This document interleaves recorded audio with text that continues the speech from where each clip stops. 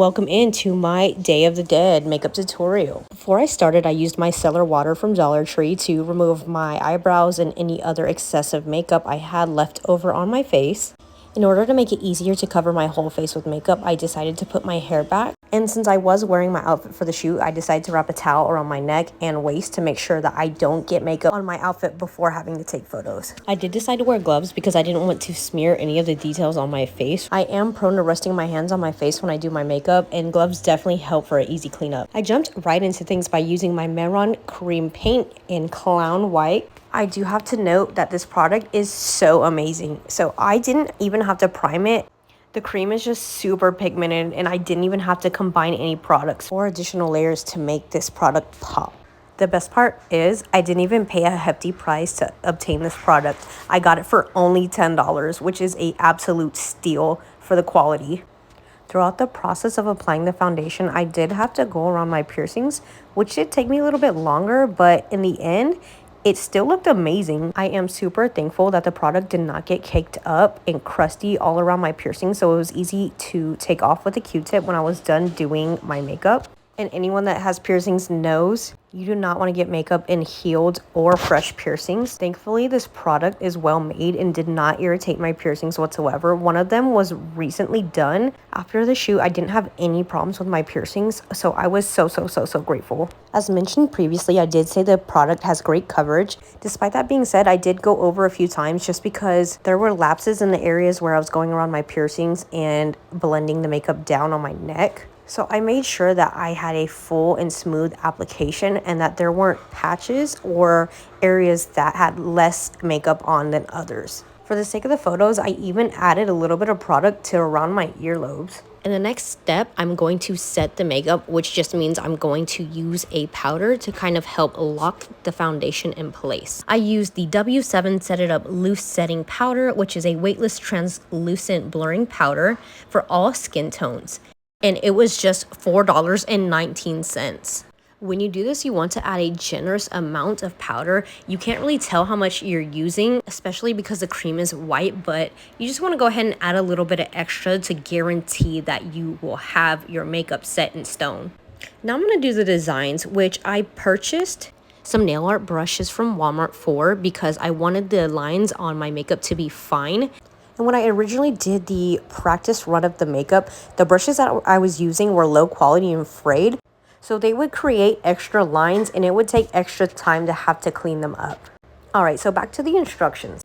For the base of the eyes, I used a black cream makeup I had just grabbed off of the Halloween section in Walmart once upon a time and just had it in a tote for a while. I used a wedge sponge to apply it at the beginning, and then I realized I wanted to go more into detail, so I used a double-sided sponge makeup brush.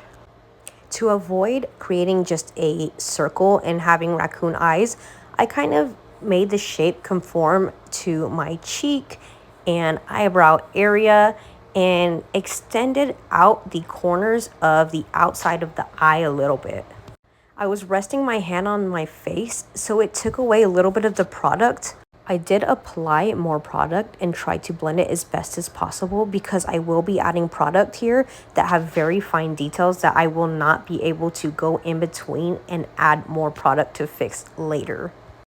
I added a trim around the area with a kid's face paint palette that I bought from Walmart. I have to say it was about $5 or $6 and it did very well for the price. I did the same pattern all the way around the eye, and of course what you do on one side you gotta do to the other.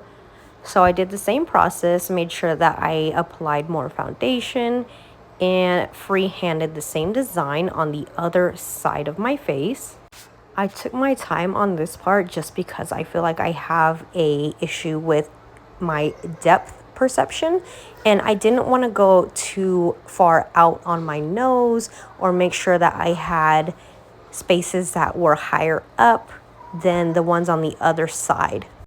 I chose to do a more skeletal look on my nose versus just painting around it.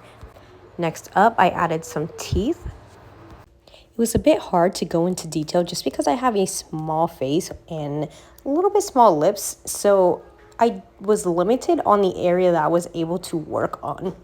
In order to make your skeletal look more realistic, you kind of got to bring it up a little bit and add the roots to your teeth. So you'll see me doing that and then creating a shadow, so to speak, in between them with black product. From there, I did the contour on my cheeks and started on the decal on my forehead, which is going to be a spider web. So you'll see that I do the base lines first. When I started filling in the lines in between the spaces, I originally did the web upside down. So you'll see that there is product that needs to be touched up on my face. I decided to add some minor details afterwards and included some little white spots around the eye. These minor details make the look more cute and less scary, which is definitely what I was going for. I felt like the teeth were a bit incomplete, so I went in and added some white paint and then added some black lipstick that had a strong hold, which is from Milani. Then went in and added some more of the black cream product, and now we're moving on to finishing touches. I bought a sheet of red gems, which I should have bought loose ones because the ones that come on a sheet don't work well. They don't stay on, so I usually glue them, which I use lash glue. As you can see, I used a teardrop gem and then added some red gems on the intersecting parts of the spider web, which took a little bit of time because the stickiness of the gems counteracted with the lash glue and it made it a bit hard to actually install them. At this point, the look is not quite complete, so I needed to add more details on my cheeks. I added some kind of like floral, jacquard, I guess, little lines to my cheeks to give it more of an artistic feel. I had used several different reference images, so I took bits and pieces from different looks and combined them onto my own.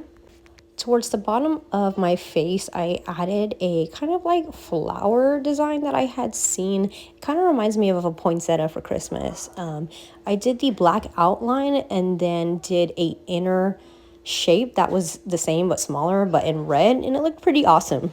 I hadn't mentioned before, but I didn't add enough of the setting powder, so it was a little bit hard to add on the paint on top of the cream. So I had to go in multiple times on some parts of my face and add extra product to make it pop. If I would have taken the time to add more setting powder, the lines would have been darker the first time and would have given me way less trouble overall.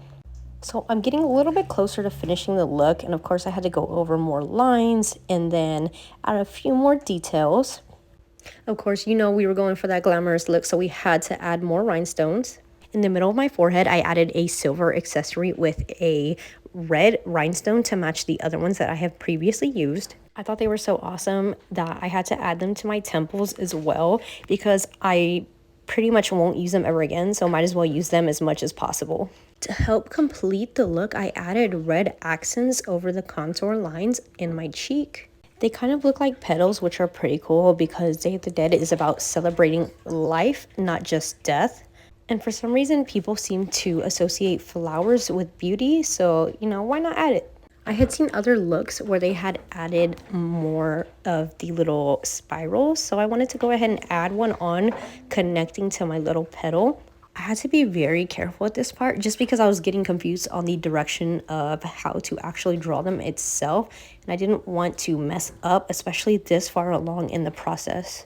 Of course, I had to go over those lines because I was doing them so lightly, and I wanted to make sure that I darkened them once I was sure where I was actually putting them down. And last but not least, we are finally wrapping up and adding some lashes. While I was doing this, I had my glue baking on my strip lashes, and my boyfriend decided to pop up. I usually don't like being bothered when I'm doing my makeup, especially during my lashes, because I don't want glue in my eyes, and he knew I was doing a photo shoot, so like it really got on my nerves. You know, nobody wants any lashes just hanging off by a thread, flopping around, but thankfully I was able to get them to stay on, and the look looked on point, everyone. I pressed down those lashes as much as possible and adjusted as much as I could without taking them off. And you know I had to do a double take on the look and check it out because I spent a lot of time and I wanted to make sure everything looked great. Tell me how you think I did and check out the photos on Instagram, everyone. Thank you.